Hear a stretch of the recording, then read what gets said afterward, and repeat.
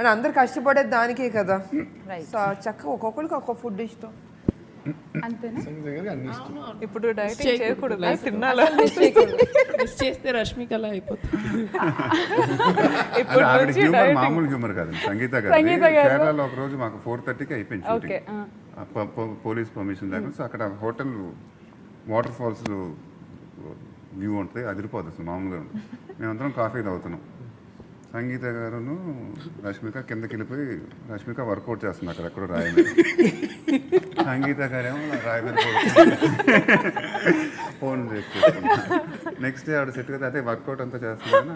అమ్మాయి ఎందుకు వర్కౌట్ చేస్తుందో తెలియదు, అసలు ఏముందని వర్కౌట్ చేస్తుంది,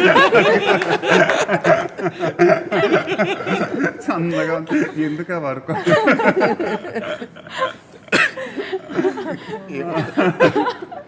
సో ఐ థింక్ చాలా ఫన్నీ మూమెంట్స్ ఉన్నాయి మీకు షూటింగ్ మొత్తంలో అయితే కదా. ఫుడ్ తెచ్చారు కదా, అదే చెప్పారు కదా, ఫుడ్ అయినా బాక్సులు మొత్తం భోజనం అయిపోయినాక ఇంకేమైనా స్వీట్ ఉంటే ఒక్క నిమిషం చెప్పి ఆర్పి గారు లేచి రూమ్కి వెళ్ళి తెచ్చారు.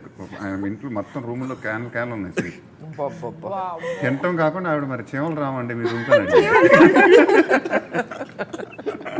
ఆయనకి ఏం చెప్పాలి, స్వీట్ లోపల పెట్టుకుంటే చీమలు రావండి మాకు ఇవ్వచ్చు కదా, పెట్టచ్చు కదా.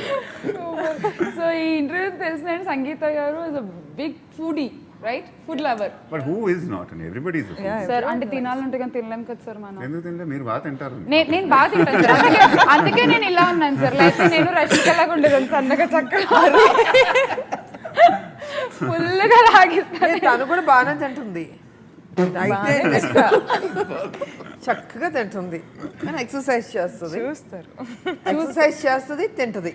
కానీ రష్మిక అర్థం కావట్లేదు ఎందుకు ఇంత కామ్ గా ఉంది వాళ్ళ ఇంటర్వ్యూలో. ఓ మైండ్ లో చాలా జరుగుతుంది. ఏం జరుగుతుంది? What running in your mind? Nothing. You can't ask me what you're thinking. Okay, I should ask you what you are thinking. I am thinking to ask you that when you're doing few scenes with Mahesh Babu garu, అంటే కొన్ని scenes ఉన్నాయి చూడండి, ఇప్పుడు వెళ్ళిపోయి ఆయన్ని hug చేసుకోవడం, I'm impressed అని చెప్పడం. సో ఇలాంటి సీన్స్ చేసినప్పుడు హౌ యూ ఫెల్ట్? అంటే ఎవరైనా ఒక కామన్ గర్ల్ నచ్చితే ఇంప్రెస్ అయితే, do we really go and hug?